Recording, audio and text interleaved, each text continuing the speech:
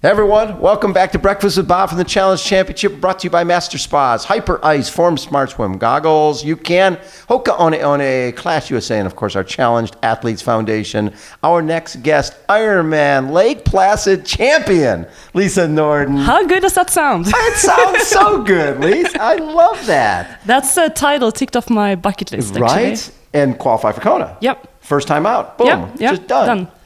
Love that. And what I didn't realize is your mom is into this stuff too. Yeah, my mom was, we got into triathlon about the same time. Yes. But she started from the top with an Ironman and then she went down. And so she went from going long and doing shorter stuff now. Yeah, well, her first one was Ironman and then she went to a half and then she went, and I went the other way kind of. So how many times did she qualify for Kona? None. Oh! So she's a bit pissed off at me at the moment. You own her. Yeah, but so her plan was to go she turned 60 last year. Yes. So that was her goal, to qualify for that year. But then stuff happens in life and Corona happens and, so hopefully for next year, we're going to be there at the same time. That would be really, really fun. And you qualified Placid, and then I'm sure you're thinking, okay, I wanted to go to Kona. That's what I want to do. And then when Kona gets postponed, how did that change everything for you? Well, it actually changed it quite a bit because about this race, for example. You weren't planning to do this? No, because me and my coach were like, let's put all the eggs in the one basket, go up to altitude, do prepare. a training camp, do it like 100% properly. And I said, no, thank you to this place. Right. And then a little while later, I was like, okay, could you have me back, please? Yeah, Can I come and race? And then we're going up to altitude after, which meant we packed the car and went from Sweden by car to come here. Oh my God, how long a drive is that? Well, we took the ferry from Stockholm to Poland, and then there was a 10.5-hour drive yesterday. So it's been a long travel. Wow. And now we're going up to altitude camp, and then we're going to try to do another Ironman to qualify for the later 2022 Kona. Oh, so that way you'll have you'll have both covered. Boom. Yeah. Boom. And give mom a few more months to try to qualify for both as well. Exactly. That is very fun. So what I like is when you went into Placid, you had details, right, of how you're going to do the race, right? You had to memorize this like a document. Yeah. My coach sent me a document. This is your race. So basically everything, nutrition, wattage, all this stuff. Yeah. And you follow it to a T. Well, I'm pretty good I like numbers. Yes. And I love to have like even my intervals back home to be on pretty close to where I should be. Yes.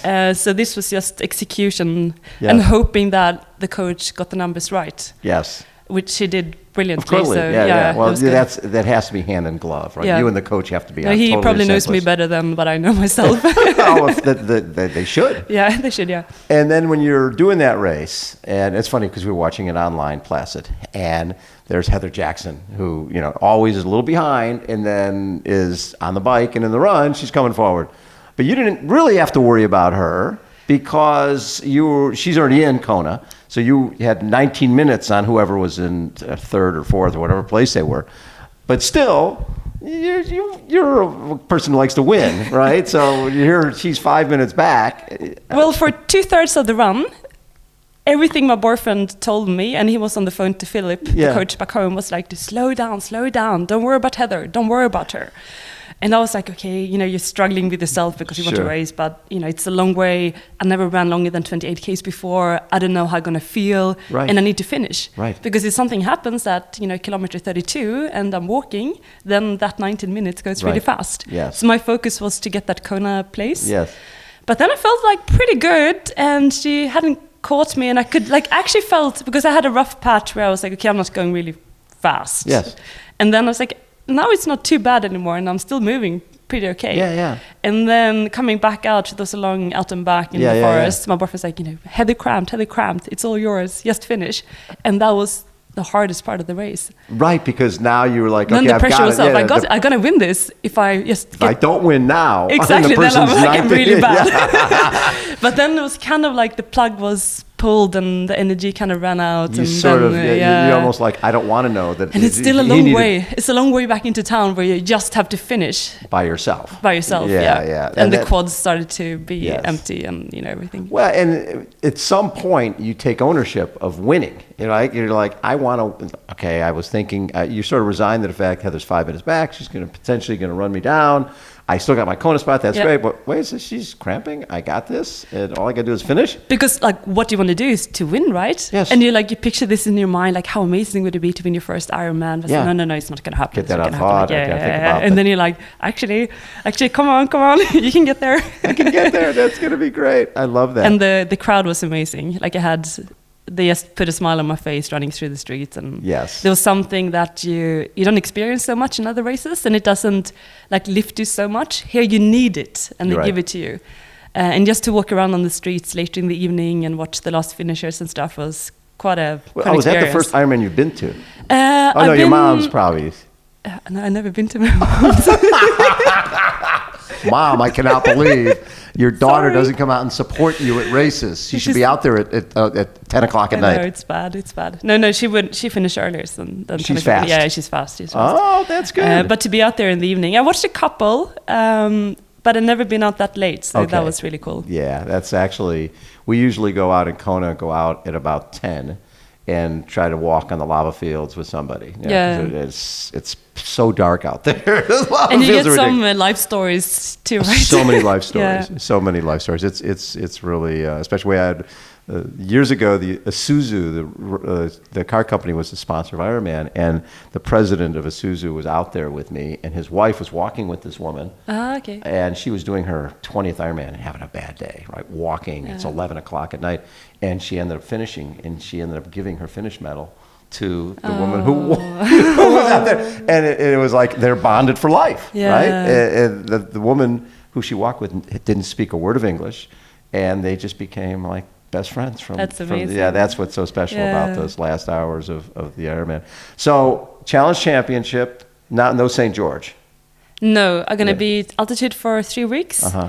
and then we see what Ironman that kind of feels. Right. 'Cause Right to do. there's Chattanooga, which now has. Oh, is that just for men? I don't know. Like Yeah. there's a couple of Europeans Yes. with Austria and Right. Mallorca. Right. So maybe I don't have to travel so far. And you have not done this before, Challenge Championship, or you have? No, I never done it. Yeah, that's the This one. this is a fast course. Yep. So you look forward to So here- now, and you're healthy. I'm 'Cause healthy. You were having some. Well, so I had a lot of years with a lot of health Yes. problems, probably more or less related because if you get one injury, it kind of It leads to the next, continues. yes. And I've done a really hard work in the past year and a half to kind of get my body healthy again and to build it up from the bottom. And apart from the thing in Daytona, everything has gone like pretty good. And even from the Ironman, I pulled up great. Yes. So happy days. And when you looked at that beforehand, you're going 140.6 for somebody who's an ITU athlete. That just seems like forever. Yeah. And it's the longest run that I've ever done in my life, so I Yes. had no idea how I was going to pull up after it. Oh, And yeah. I like walking into it, I was like, maybe this is like the last bit of running I'm doing this year. you know, if You I'm never know. unlucky. Yeah, exactly. And the funny part is, then you look at what someone like Lionel did, where he did 2 Ironmans in a month, and you're thinking, oh my God, I can't even imagine. I think didn't Daniela do some back-to-back too? She did. Which is just incredible. Yeah. Well, actually, I remember when she had no interest in the Ironman, and her coach Brett Sutton was like, "I want you to do Ironman Zurich." She says, "No, I want to do the Olympic." Actually, I was there. I raced her in the Olympic race Yes! that year, which she crushed. So she crushed. Yeah. So she wins the Olympic. But their compromise was you can do the Olympic if you do the full. That was the compromise. So she wins both. But the funny, so we went out eating that evening, and she went to this like 7-Eleven supermarket and Yeah. bought a race nutrition for the next day, as you do. Yeah, of course you do. And it worked perfect. It's like, what is race? I said, what do I need? Like a Gatorade or something? Chocolate. I probably should have something to eat during this thing. It's 140.6 Yeah, I think it was miles. a chocolate bar, some Swiss chocolate that doesn't melt in the heat. And I mean, would you something ever, like that. because you knew her back there a little bit, did you sense that this is somebody who's going to become the dominant force at the Ironman distance? Because at the Olympic format, I think she finished 7th or something one year. Yeah, something which like is incredible. Which at is the great. Olympics. But And she won a World Series race, yes, outspitting him she at did. Snowsill. She which did win WTS race, yes. It's great. And she won the under 23 World Championships. So you don't do that if you don't have a massive engine. And Yes. it's a really strong person. But like you were talking with your coach, Brett Sutton saw something in her that she didn't see in herself. And Yeah. next thing you know, she's the best in the world. Yeah, but I think also at the time when she came in, she kind of lifted the game. So she came from the ITU level. Yes. She has the swim, the bike, the run, and her strength is, her biking powers really. Really And she came amazing. into, I wouldn't say it was weaker, but today the field is so much stronger, but Way she was the yes. one who lifted the game. She totally changed it because at that point, people weren't riding a bike like that. Yeah. I mean, and when she, that, and even her, I think Miranda's last win, 2014, was when, she had, Danielle, I think, had 13 minutes off the bike or something like that. Yeah. But she had just won 70.3 Worlds. Yeah. So I was like, hey, I'll go there. And she got second, and she was ecstatic, and then win 4 in a row. What's the big deal? No, Yeah. make it look easy. Exactly. So obviously, you're the same way. That short distance has helped with the long distance. Yeah, no, for sure. Like if you work on the engine and you have to work on the skills a lot. Like you have to be able to run fast, to swim fast. Right. And then when you take the speed down, Right. it's a different story. But then a lot of IT people can't transfer because if you don't have the power You to need the transfer, bike. you need the bike. Yeah, and a lot, And if you rely on a swim run capacity in the ITU, then it's going to be difficult to go into the Ironman.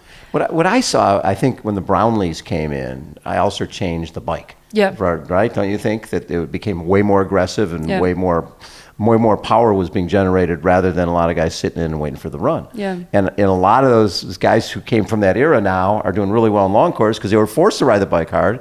In the women's race, when I was watching London, I mean, all those women can ride the bike. Yeah. They were having. Yeah. Taylor Knibb couldn't even get to the front pack, right? And Nicola. And you've got, Taylor Knibb wasn't even born then, probably. Yeah. I know, yeah. Taylor at this one, and then she comes off the Olympics and on her road bike, she goes and wins Boulder, and you're going, okay. And I would say the Olympics is different today than what it was back in 2012. Yes. And the game in terms of swimming, biking has really changed.